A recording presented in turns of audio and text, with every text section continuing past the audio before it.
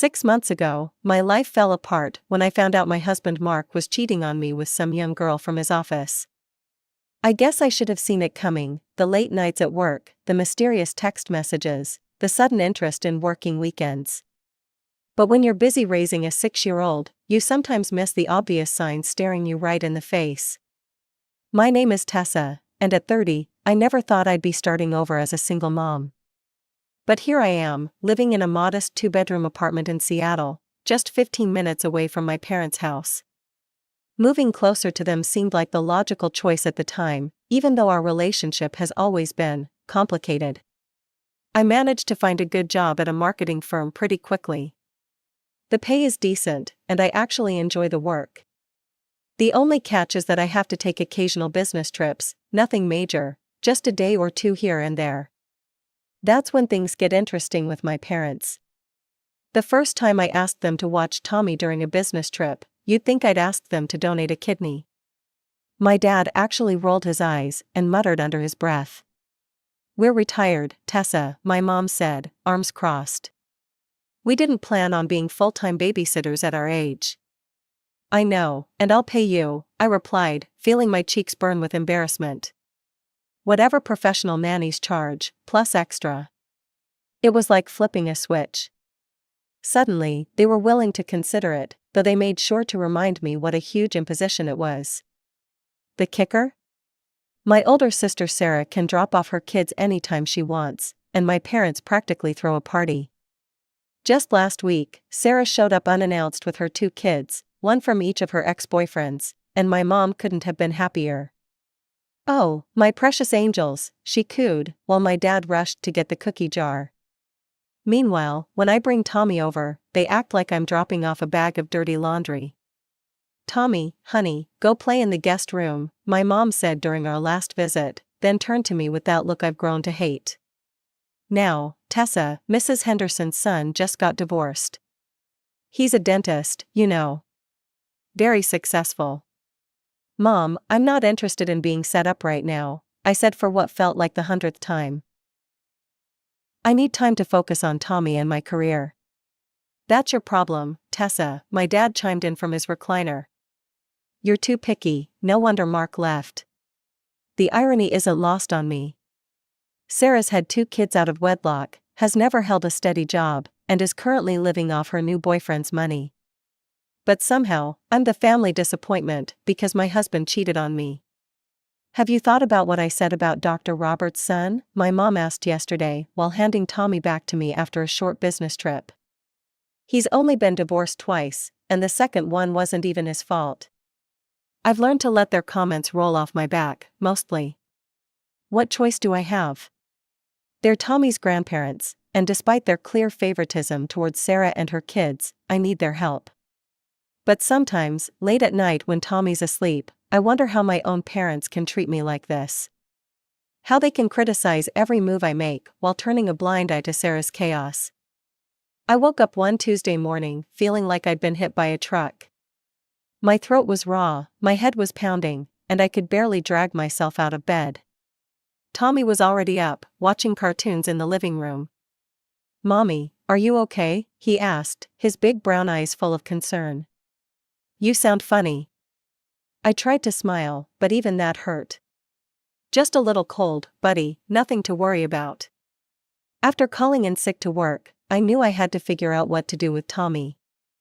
I couldn't risk him catching whatever I had, so I grabbed a medical mask from the bathroom cabinet and called my parents. "I'm not feeling well," I croaked into the phone. "Could you watch Tommy for a couple of days until I'm better?" There was a long pause before my mother responded. "Well, you know our rates, Tessa. And we'll need the money up front this time." I wanted to scream. Who asks their sick daughter for payment in advance to watch their own grandson? But I bit my tongue and made the transfer right away. What choice did I have? After dropping Tommy off, I crawled back into bed, hoping some rest would kick whatever this was. But as the hours ticked by, I only got worse. By evening, it felt like an elephant was sitting on my chest. Each breath was a struggle, and the room started spinning every time I tried to stand up. When I started seeing black spots in my vision, I knew this wasn't just a cold. My hands were shaking so badly I could barely dial 911. The next few hours were a blur of sirens, white corridors, and medical terms being thrown around. Finally, a doctor in blue scrubs stood at my bedside with a grim expression.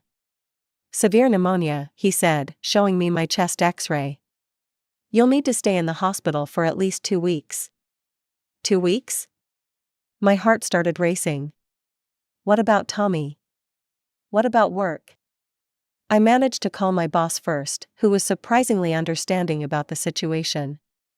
But when I called my parents, that's when everything really fell apart. "Mom, I'm in the hospital," I wheezed into my phone. "The doctors say I need to stay for at least 2 weeks. Could you please?" "Absolutely not," my mother's shrill voice cut through my explanation like a knife. "We're going on a trip in 3 days. Your father, me, Sarah, and the kids. It's all arranged. We're not canceling our plans just because you can't handle your responsibilities as a mother." The hospital room seemed to close in around me as I processed my mother's words. I couldn't believe what I was hearing. My own mother was choosing a vacation over her sick daughter and grandson. "Mom, please," I begged, my voice cracking from both emotion and illness. "I'll pay you double what you usually charge for watching Tommy. I know it's an inconvenience, but I'm really sick." The silence on the other end of the line stretched out for what felt like an eternity. I could picture my mother sitting in her favorite armchair, probably twirling that strand of gray hair she always plays with when she's calculating something. Finally, she spoke. "Well, your father and I paid $5,000 for this trip," she said, her voice taking on that familiar businesslike tone she uses when she thinks she has the upper hand. "If you can pay us $10,000 to cover our expenses and the inconvenience, we'll consider canceling." The oxygen monitor beside my bed started beeping faster as my heart rate spiked. $10,000? I felt like I was in some bizarre nightmare where my mother had turned into a hostage negotiator, and my son was the hostage. "Mom, that's crazy," I wheezed, trying to catch my breath. "You know I don't have that kind of money right now. I'm a single mother with a mortgage to pay." "Then I suggest you figure something out," she snapped. "Because if you don't pick up Tommy in 3 days, I'm putting him outside. I'm not missing this trip, Tessa. You always do this, create drama, and expect everyone to drop everything for you." The line went dead. I stared at my phone in disbelief, then immediately tried calling back. No answer. I tried again. Straight to voicemail. Again. Nothing. My own mother had blocked my number while I lay in a hospital bed, struggling to breathe. The reality of my situation hit me like a tidal wave. I was alone in this city. Really, truly alone. All our relatives lived in other states, Aunt Martha in Florida, Uncle Jim in Texas, Cousin Rachel in Michigan. And having only moved back 6 months ago, I hadn't had time to build any close friendships yet. Sure, I had work colleagues, but who asks a work acquaintance to take their child for 2 weeks? In desperation, I did something I'd been trying to avoid. I called Mark. My hands were shaking as I dialed his number, and not just from the fever. "Tessa," he sounded surprised to hear from me. "What's wrong?" I swallowed my pride and explained the situation, trying to keep my voice steady. "I know it's a lot to ask, but could you possibly take Tommy for a couple of weeks? I'm in the hospital with pneumonia, and my parents." "I can't," he cut me off. "Rachel's due to give birth any day now. We're actually heading to the hospital tomorrow for the scheduled C-section." Rachel, his new wife, the 25-year-old who'd been his secretary. The one he'd left us for. And now she was giving birth to their new baby, while I lay here alone in a hospital bed, with nowhere to send our son. I stared at my phone's contact list. There was one name I'd been avoiding, one last possible lifeline, but just seeing it made my stomach churn. Patricia, my former mother-in-law. We hadn't spoken since the divorce 6 months ago, and even before that, our relationship had been rocky at best. Patricia had never thought I was good enough for her precious Mark. She'd made that clear from day one, with her backhanded compliments and not-so-subtle criticisms. "Oh, you're working in marketing? How interesting. I always thought Mark would end up with someone in a more substantial profession." That kind of thing. After the divorce, she'd cut all contact with me. No surprise there, she'd probably been thrilled when Mark traded me in for a younger model. But right now, she was my only hope. My finger hovered over her name for what felt like hours. The oxygen mask fogged up with each shaky breath I took. Finally, I pressed call, before I could talk myself out of it. 1 ring, 2 rings, 3. "Tessa?" Patricia's voice was filled with surprise and something else I couldn't quite identify. "Is everything all right?" Just hearing her voice, that familiar, properly modulated tone that had so often delivered subtle jabs at my parenting, my career, my everything, made my eyes well up with tears. "Patricia," I started, my voice breaking. The whole story came tumbling out between suppressed sobs and wheezing breaths. The pneumonia, the hospital, my parents' ultimatum, Mark's refusal to help. By the end, I was practically hyperventilating, and a nurse had to come adjust my oxygen flow. The silence that followed felt endless. I braced myself for rejection, for some cutting remark about how this proved I couldn't handle things on my own. "I'll be there tomorrow," Patricia said firmly. "Text me your apartment address and your parents' address. I'll pick up Tommy and stay at your place with him until you're better." With trembling fingers, I sent her the information. For the first time since being admitted to the hospital, I felt like I could breathe a little easier, and it wasn't because of the oxygen mask. The next morning, my phone rang again. This time it was my mother, her voice dripping with irritation. "When are you coming to get your son?" she demanded. "He's being impossible, and we have packing to do." I took a deep breath, summoning what little strength I had. "My former mother-in-law is coming to pick him up today." The snort my mother let out was so loud it crackled through the phone speaker. "Your ex-mother-in-law? Really, Tessa? You couldn't find anyone better than that woman?" Before I could respond, she'd hung up. I lay back against my pillows, wondering how my cold, critical former mother-in-law had just proved to be more of a mother than my own. The first photo arrived just hours after Patricia picked up Tommy.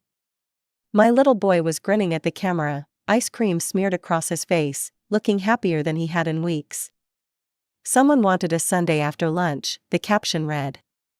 I found myself smiling, despite the pain in my chest. Throughout the day, more photos kept coming: Tommy doing his homework at the kitchen table, Tommy helping to make dinner, Tommy showing off a pillow fort he'd built in the living room. Each snapshot was like a tiny piece of home reaching through the sterile hospital walls. "Look what Grandma Patricia got me," Tommy's excited voice came through in a video message that evening. He was proudly displaying a new dinosaur puzzle. The camera panned to show Patricia sitting cross-legged on my living room floor, puzzle pieces scattered around her. The days passed more easily knowing Tommy was in good hands.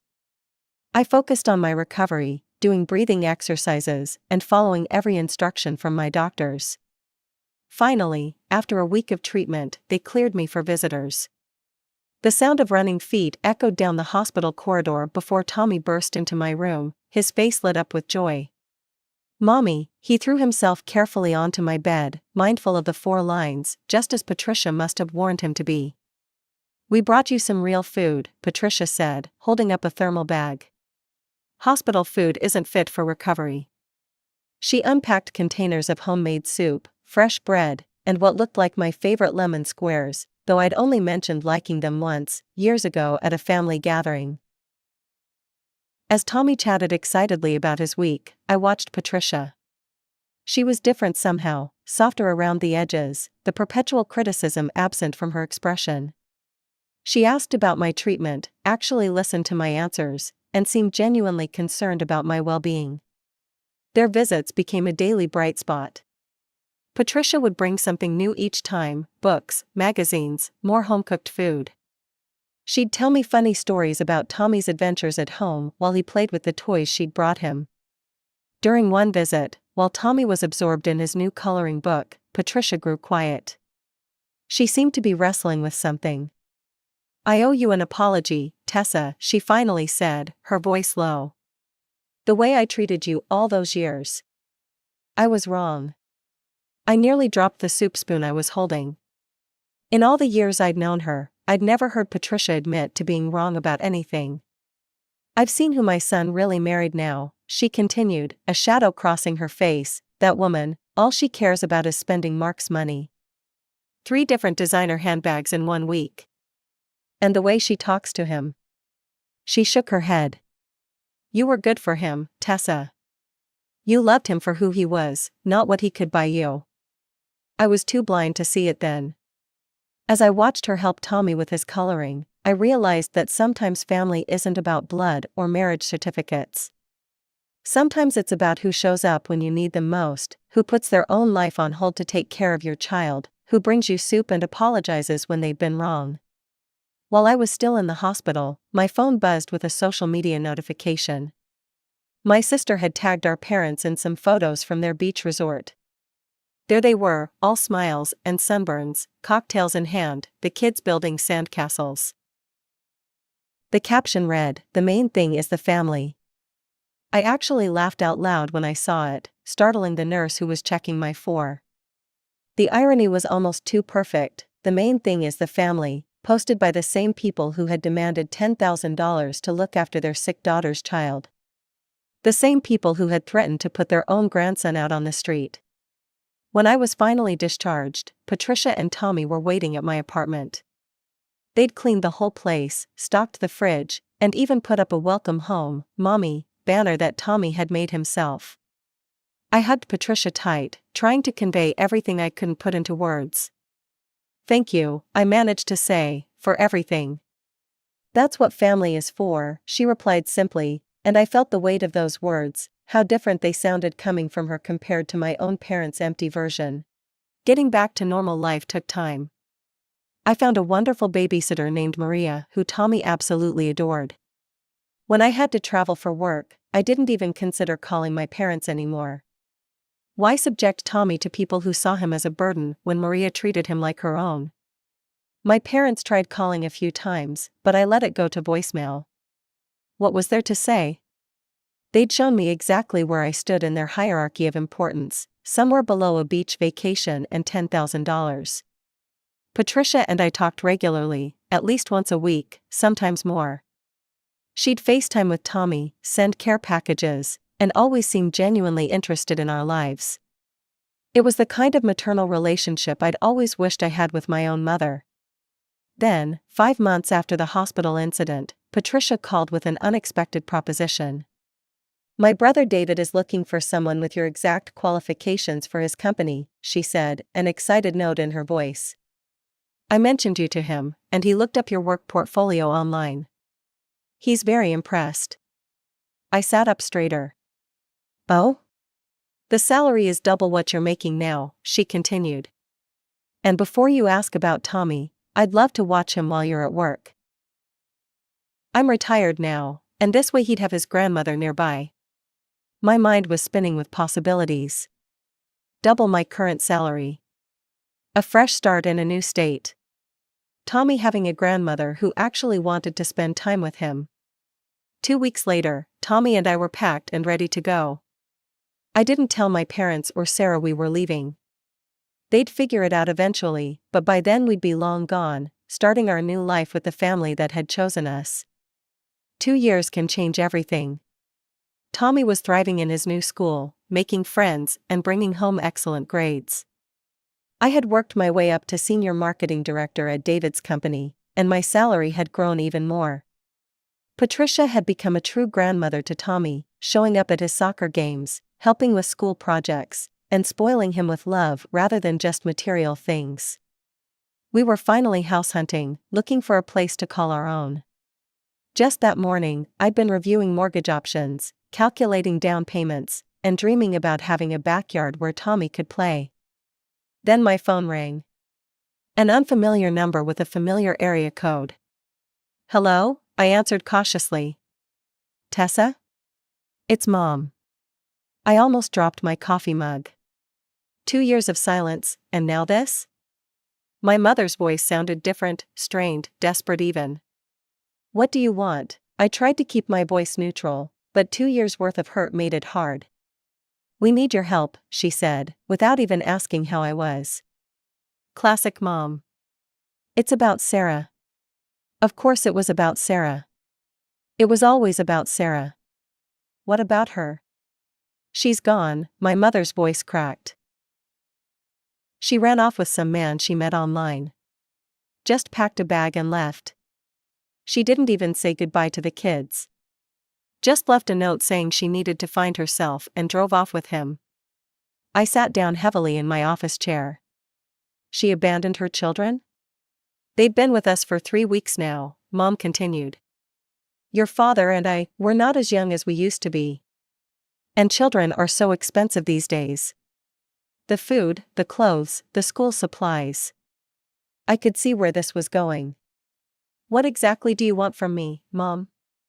Well, she said, her voice taking on that familiar manipulative tone I remembered so well, you are their aunt. We thought you could send us some money every month to help with their expenses. It's the least you could do for family. I couldn't help it, I laughed. A real, genuine laugh that bubbled up from somewhere deep inside me. The least I could do for family, I repeated, still chuckling. Like when you demanded $10,000 to watch your own grandson while I was hospitalized? Like when you threatened to put an 6-year-old child out on the street? That kind of family obligation? That was different, my mother spluttered. We had plans. No, Mom, you had a choice. You chose a beach vacation over your sick daughter and grandson.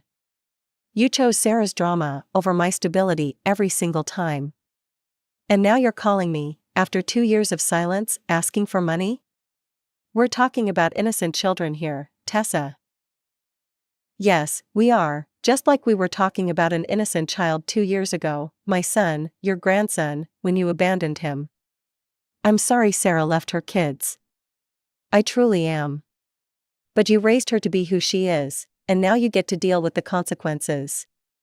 Well, if you won't help willingly, my mother's voice turned sharp, we'll just bring the kids to your apartment and leave them there. Then you'll have no choice but to take responsibility. I couldn't help but smile at her empty threat. Go ahead, Mom, but good luck finding me. I moved to another state 2 years ago. You what? She sputtered. Where are you? That's not your concern, I replied calmly. You know what they say about karma, Mom? It always comes back around. You and Dad raised Sarah to believe she could do whatever she wanted without consequences. You enabled her behavior for years while criticizing every move I made. Now you're reaping what you've sown. Please, Tessa, her voice cracked, finally dropping the threatening tone. We're your parents. We need your help. Funny, I was your daughter when I needed your help, and that didn't seem to matter much. Goodbye, Mom, don't call again. I hung up and immediately blocked their number, feeling lighter than I had in years. Later that evening, as I watched Tommy and Patricia working on a science project at the kitchen table, I knew I'd made the right decision. Months passed, life went on. Through the family grapevine, mostly my Aunt Martha, who loved sharing gossip during our monthly calls, I heard all about my parents' struggles. They'd hired an expensive babysitter because they couldn't handle the kids on their own. They were burning through their retirement savings. And of course, they were telling anyone who would listen about their ungrateful younger daughter who refused to help family in need. But you know what's really rich, Aunt Martha said during our last call. They haven't said one bad word about Sarah. Can you believe it? She literally abandoned her children without warning, ran off with some man she met online, and they're still making excuses for her. I wasn't surprised. Some things never change. Last week, I closed on our new house, a beautiful 4-bedroom with a big backyard, just perfect for Tommy's upcoming 10th birthday party. Patricia had already claimed one of the spare bedrooms as her grandma room for when she visits, which is often. Tommy is flourishing in school, making honor roll and playing on the soccer team. I was recently promoted to executive director of marketing, and David keeps hinting at a partnership track in my future. Our life is full, happy, and drama-free. Sometimes, when I'm sitting in our backyard, watching Tommy and Patricia tend to the small vegetable garden they started together, I think about how strange life can be. How the people you expect to stand by you can let you down so completely, while help can come from the most unexpected places. How losing what you thought was everything can lead you to something better. My parents' opinion of me doesn't matter anymore. Their words can't reach me here, in this life we've built for ourselves. A life full of love, respect, and real family, the kind that shows up when you need them, no price tag attached.